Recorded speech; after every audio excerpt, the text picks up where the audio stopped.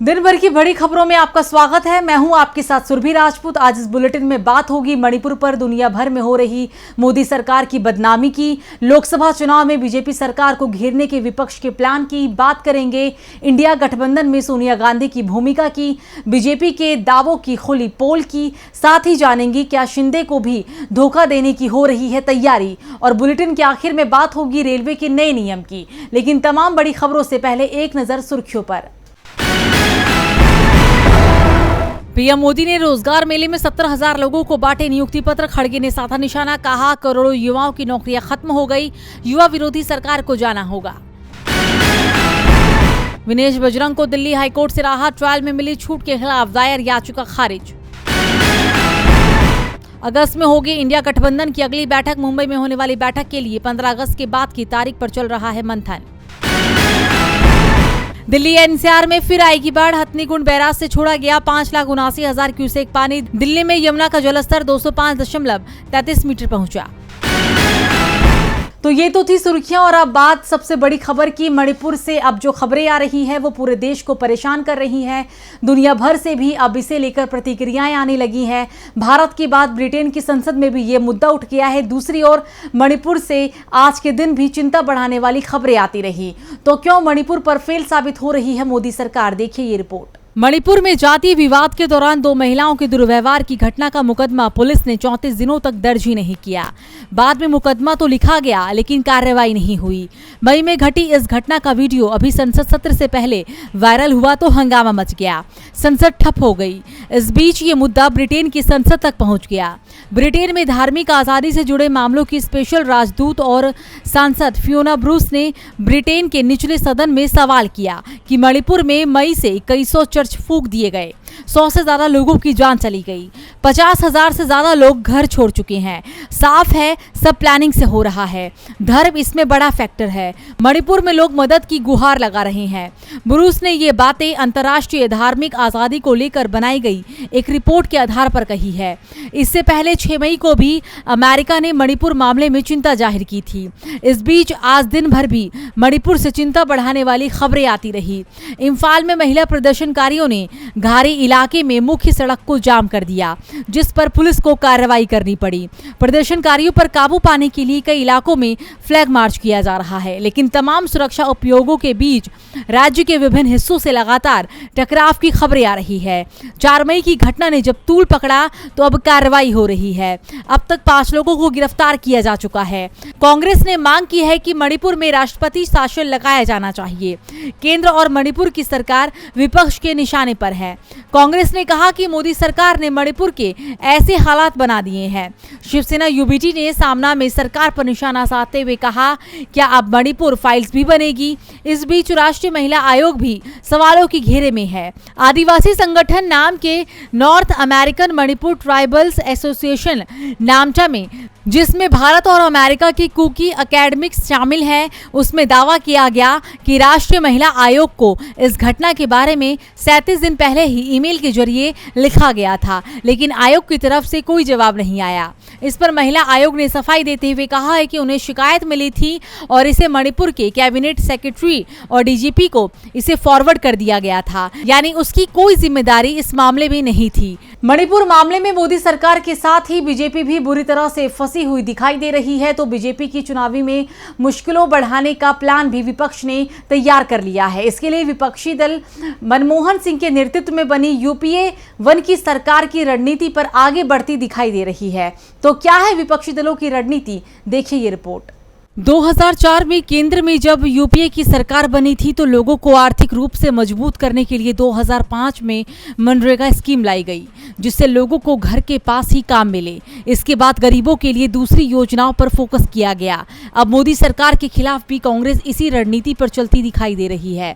कांग्रेस शासित राज्यों में पहले ही गरीबों के लिए एक के बाद एक कई स्कीम लॉन्च की जा रही है, तो पुरानी पेंशन जैसी योजनाओं से सरकार कर्मचारियों को भी अपने पाले में लाने की कोशिश कर रही है। अब आर्थिक रूप से कमजोर लोगों के लिए भी कांग्रेस ने कोशिश तेज कर दी है। इसमें बंगाल की ममता सरकार भी पीछे नहीं है। बंगाल की सीएम ममता बनर्जी ने मनरेगा की तर्ज पर बंगाल में खेला होबे योजना शुरू करने का ऐलान किया है। जिसमें 100 दिन की जॉब की गारंटी होगी। साल 2021 के विधानसभा चुनाव के दौरान ममता बनर्जी की पार्टी टीएमसी ने खेला होबे का नारा दिया था और अब इस नारे पर ही वो योजना लेकर आने वाली है। ममता का दावा है कि मनरेगा में बंगाल का प्रदर्शन सबसे अच्छा रहा है, लेकिन मोदी सरकार ने मनरेगा के तहत मिलने वाला पैसा रोक लिया है। दूसरी ओर कर्नाटक की कांग्रेस सरकार ने 3 महीने में ही अपनी गारंटियों को शुरू कर जनता के लिए नई योजनाएं बनाने की तैयारी भी शुरू कर दी है, जबकि राजस्थान की अशोक गहलोत सरकार स्वास्थ्य के क्षेत्र में क्रांतिकारी कानून राइट टू हेल्थ लाने के लिए अब राजस्थान न्यूनतम आय गारंटी कानून भी ले आई है। इसे गहलोत के सामाजिक सुरक्षा के मॉडल में मास्टर स्ट्रोक बताया जा रहा है। इससे राज्य के सभी परिवारों को हर साल 125 दिनों के रोजगार की गारंटी दी गई है। बुजुर्गों, विकलांगों, विधवाओं और सिंगल महिलाओं को न्यूनतम 1000 रुपए हर महीने पेंशन देने का प्रावधान किया गया है। पेंशन की राशि को हर साल 15% की दर से बढ़ाया भी जाएगा। यानी सामाजिक सुरक्षा स्कीम के सहारे अब केंद्र की मोदी सरकार से सत्ता छीनने की कोशिश तेज हो गई है। दूसरी ओर मोदी सरकार इन्हें फ्री की रेवड़ियां बता रही है। डबल इंजन फेल हो गया है, जबकि सिंगल इंजन तेजी से भाग रहा है। कांग्रेस और टीएमसी सरकार की योजनाएं मोदी सरकार की परेशानी बढ़ा रही हैं, तो परेशानी सोनिया गांधी ने भी बढ़ा दी है, क्योंकि सोनिया गांधी की राजनीति में सक्रियता विपक्षी गठबंधन के लिए कवच का काम कर रही है। दरअसल जो भी मतभेद होंगे उन्हें सोनिया गांधी आसानी से हल करा सकती है। इसके लिए उन्हें इंडिया गठबंधन की कमान भी सौंपने की चर्चा चल रही है। 20 साल पहले केंद्र की वाजपेयी सरकार को हराने के लिए कांग्रेस नेता सोनिया गांधी ने यूपीए को तैयार किया था और उसके बाद इस गठबंधन ने 2004 में दिल्ली की सत्ता पर कब्जा किया और फिर 2009 में उससे भी बड़े बहुमत के साथ वापसी की। सोनिया गांधी का करिश्मा ही कहा जाएगा, जो शरद पवार सोनिया गांधी के विरोध में कांग्रेस छोड़ते हैं, अलग पार्टी बनाते हैं, लेकिन 3 महीने बाद ही कांग्रेस के साथ गठबंधन को मजबूर हो जाते हैं। सोनिया गांधी के सामने देश की राजनीति के बड़े से बड़े नेताओं के सुर भी मंद पड़ जाते हैं। पटना की बैठक में राहुल गांधी मुख्य भूमिका में दिखाई दिए थे, तो बेंगलुरु में सोनिया गांधी छाई रही। पार्टी के अंदर आज राहुल की पूछ सबसे ज्यादा है, लेकिन बात विपक्षी खेमे की हो तो वहां सोनिया गांधी की ही स्वीकार्यता है और सोनिया गांधी की सक्रियता से ये साफ हो गया है कि विपक्षी दलों की गठबंधन इंडिया में उनकी बड़ी भूमिका रहेगी। बेंगलुरु में जमा हुए 26 राजनीतिक दलों को सोनिया ने ही लीड किया। शरद पवार, नीतीश कुमार, लालू प्रसाद यादव, एमके स्टालिन, ममता बनर्जी, अरविंद केजरीवाल की चमक भी सोनिया के सामने बेंगलुरु में फीकी ही दिखाई दी। अगर बैठक में क्षेत्रीय दलों ने अपनी ओर से किसी का नाम गठबंधन की अध्यक्षता के लिए नहीं दिया तो उसकी वजह सोनिया गांधी को ही माना गया, क्योंकि अब चर्चा चल रही है कि यूपीए की तरह इंडिया का चेयरपर्सन सोनिया गांधी को बनाया जा सकता है। मुंबई में होने वाली बैठक में सोनिया गांधी के नाम पर मुहर लगाई जा सकती है। उसकी मदद के लिए गठबंधन संयोजक का भी नाम तय कर दिया जाएगा। कांग्रेस पहले ही साफ कर चुकी है कि पीएम पद के लिए वो दावेदार नहीं है। ये तय माना जा रहा है कि सोनिया गांधी चुनाव प्रचार नहीं करेंगी, लेकिन क्षेत्रीय पार्टियों के बीच गठबंधन में अगर कोई मतभेद होता है तो उसे सोनिया गांधी आसानी से सुलझा सकती हैं। यूपीए के बाद सोनिया गांधी को इंडिया गठबंधन का भी चेयरपर्सन बनाया जा सकता है। इंडिया गठबंधन जहां मजबूत हो रहा है, वहीं एनडीए गठबंधन के दावे की पोल खुलती दिखाई दे रही है। इस गठबंधन में 38 पार्टियों के शामिल होने का दावा किया गया था, लेकिन अब एनडीए में शामिल अधिकांश पार्टियों की हकीकत भी सामने आ चुकी है, जिससे बीजेपी में परेशानी दिखाई दे रही है।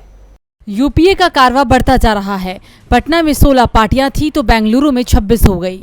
यूपीए की बढ़ती ताकत को देखते हुए बीजेपी ने एनडीए की बैठक बुला ली और यूपीए की 26 पार्टियों के गठबंधन से आगे खुद को दिखाने के लिए दावा कर दिया कि एनडीए की बैठक में 38 दल शामिल हुए। बीजेपी के दावे पर तो सवाल पहले दिन से ही उठ रहे थे। विपक्षी गठबंधन के नेता सवाल कर रहे थे कि जिन पार्टियों को गिनाया जा रहा है उन्हें चुनाव आयोग से मान्यता मिली भी है या सिर्फ गिनती बढ़ाने के लिए नाम गिनाए जा रहे हैं। और विपक्ष के दावे के बाद जो हकीकत सामने आई है उसने बीजेपी की पोल खोल दी है। दरअसल जो 38 दल एनडीए की बैठक में शामिल हुए थे उनमें से 9 दलों ने तो 2019 का लोकसभा चुनाव भी नहीं लड़ा था। यानी जो दल चुनाव ही नहीं लड़े, एनडीए उनकी गिनती कर खुद को विपक्षी एकता से आगे दिखा रहा है। सवाल उठ रहे हैं कि जो पार्टियां चुनाव ही नहीं लड़ती, उनसे बीजेपी या फिर एनडीए को कितना फायदा मिल जाएगा। इसके अलावा 16 पार्टियां ऐसी हैं जिनका लोकसभा में एक भी सदस्य नहीं है। इसके अलावा 7 पार्टियां ऐसी हैं जिनके पास सिर्फ एक ही सीट है। यानी 38 में से 32 पार्टियों की ताकत 7 सीटों की है। एनडीए के कुल 38 दलों को मिलाकर अभी लोकसभा में कुल 332 सांसद हैं। इसमें अजीत पवार वाले एनसीपी की भी अभी एंट्री हुई है। इसके साथ ही पार्टी कुछ और दलों को जोड़ने की भी कोशिश कर रही है, जिसमें यूपी से महान दल और बिहार से वीआईपी का नाम शामिल है। दावे किए जा रहे हैं कि इससे एनडीए की संख्या 40 हो जाएगी। लेकिन यहाँ बता दें कि इन दोनों ही दलों के पास इस समय ना तो एक भी सांसद है और ना ही कोई विधायक। यानी एनडीए में जो पार्टियां आ रही है, उनका कोई भी मजबूत आधार नहीं दिखाई दे रहा है। जिन दलों ने चुनाव ही नहीं लड़ा, उनको जोड़ा जा रहा है। मकसद संख्या बढ़ाना है और काम निकालने के बाद भूल जाना है, जैसा बीजेपी अपने पुराने अधिकांश सहयोगियों के साथ कर चुकी है। और अब ये महाराष्ट्र में एकनाथ शिंदे के साथ होता दिखाई दे रहा है।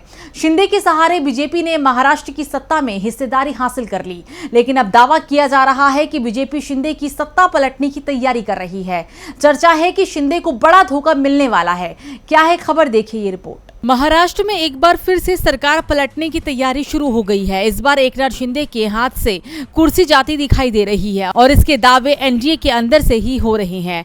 अजित पवार गुट की ओर से शिंदे को लेकर जो संकेत मिले हैं, उससे शिवसेना के विधायक परेशान दिख रहे हैं।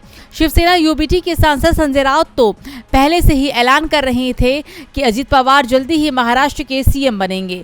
और अब अजित पवार गुट के एनसीपी विधायक अमोल मिटकरी के एक ट्वीट ने सब कुछ साफ कर दिया है। ट्वीट के कैप्शन में एनसीपी विधायक ने मराठी में लिखा है, मैं अजित अनंतराव पवार महाराष्ट्र के मुख्यमंत्री के रूप में शपथ लेता हूं। जल्द ही अजित पर्व। इस ट्वीट के साथ मिटकरी ने अजित पवार के शपथ ग्रहण का वीडियो भी ट्वीट किया है।